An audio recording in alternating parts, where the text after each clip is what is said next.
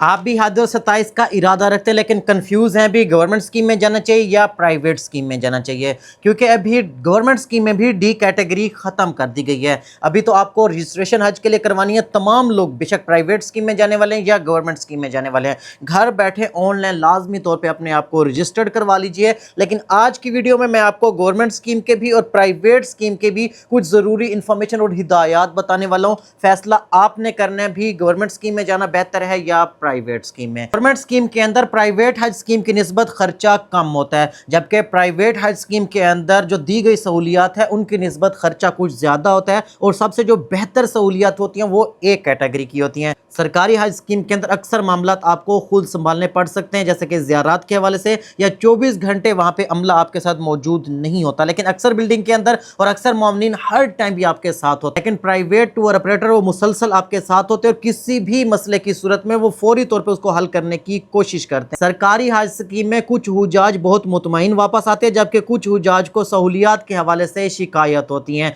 आपके पास पहले से ये यकीन दहानी नहीं होती कि रिहाइश कितनी दूर होगी, हरम तक पहुंचने के लिए कितनी बसें तब्दील करनी होगी, खाने का मेयार कैसा होगा। कि प्राइवेट स्कीम के अंदर आपको तमाम तर सहूलियत पहले से बताई जाती हैं, यानी कि आपके मक्का के अंदर होटल कौन से होंगे, मदीना में कौन से होगी, अजीजिया में आपकी रिहाइश होगी, आपके कौन सी कैटेगरी का पैकेज है, ए कैटेगरी है, बी कैटेगरी है, सी कैटेगरी है, उस हिसाब से ही आपको तमाम तर सहूलियत मुहैया की जाती है। इस साल सऊदी हुकूमत की पॉलिसी में तब्दीली मुतवक्के है और ये सुनने में आ रहा है कि डी कैटेगरी खत्म की जा रही है, जिससे सरकारी हज स्कीम के पैकेजों में भी इजाफे का इम्कान है। आज 2026 के अंदर गवर्नमेंट स्कीम में तकरीबन दिसंबर तक आपको तमाम पैसे जमा करवाने थे, और जो प्राइवेट स्कीम होता है उसमें आप टूर ऑपरेटर के साथ राब्ते में होते हैं, उससे आप एक कॉन्ट्रैक्ट कर लेते हैं, आप उससे जो है ना उस तरतीब के साथ अपनी पेमेंट वगैरह जमा करवाते हैं। आज 2026 के अंदर मदीना शरीफ के अंदर पाकिस्तानी हुजाज को बहुत अच्छी रिहाइशें मुहैया की गई थी। 4 स्टार 5 स्टार मस्जिद नबवी के करीब करीब होटल थे, जबकि मक्का के अंदर अजीजिया, बथा, कुरैश और अल नसीम के अंदर रिहाइशें दी जाती है। जबकि 2026 के अंदर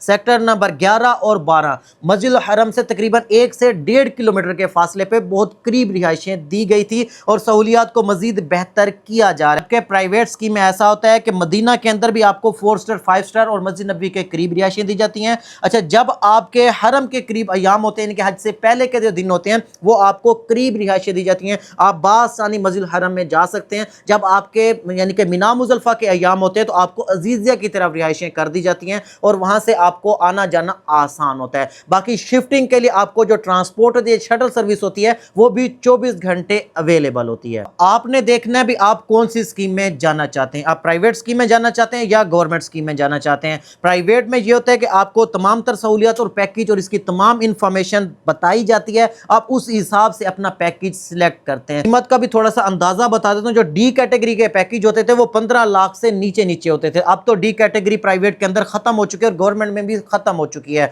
जो सी कैटेगरी होती है वो 20 से 25 लाख के दरमियान होती है, जो बी कैटेगरी होती है वो 25 से 30 लाख के दरमियान उसके पैकेजेस होते हैं। जो ए कैटेगरी के पैकेज होते हैं वो 30 लाख से ऊपर होते हैं, वो तकरीबन 40 से 50 लाख तक जाते हैं। वो आपकी सहूलियात, होटल्स कौन से हैं, रिहाइशें कैसी हैं, खाने पीने की सहूलियत कैसी होंगी, उन चीज़ों को देखते हुए सहूलियात और उनके पैसे बताए जाते हैं। अगर आप गवर्नमेंट स्कीम में जाना चाहते हैं तो आपको सी कैटेगरी मिलेगी, मक्का में रिहाइशें, आपको अजीजिया में बथा, कुरैश या फिर अल नसीम, और जबकि मदीना के अंदर तो तमाम लोगों को मरकजिया में यानी कि मस्जिद नबवी के करीब करीब रिहाइशें मिलने वाली हैं। तो आपने गवर्नमेंट स्कीम में जाना है या प्राइवेट स्कीम में जाना है, लाजमी तौर पे तमाम सहूलियात और इनके रिव्यूज हर चीज़ों को चेक करके उस हिसाब से पैकेज सिलेक्ट कीजिएगा। लेकिन अगर आप गवर्नमेंट स्कीम में जाने वाले हैं या प्राइवेट स्कीम में जाने वाले हैं, अभी लाजमी तौर पर अपने आप को घर बैठे रजिस्टर्ड जरूर करवा लीजिए, ताकि जब हज के अप्लाई के दिन आएंगे, अगर आप ऑलरेडी रजिस्टर्ड होंगे तो आपको अप्लाई करना आसान होगा। आप प्राइवेट टूर ऑपरेटर के साथ जाना चाहते हैं तो बेशक उसके पास जाके भी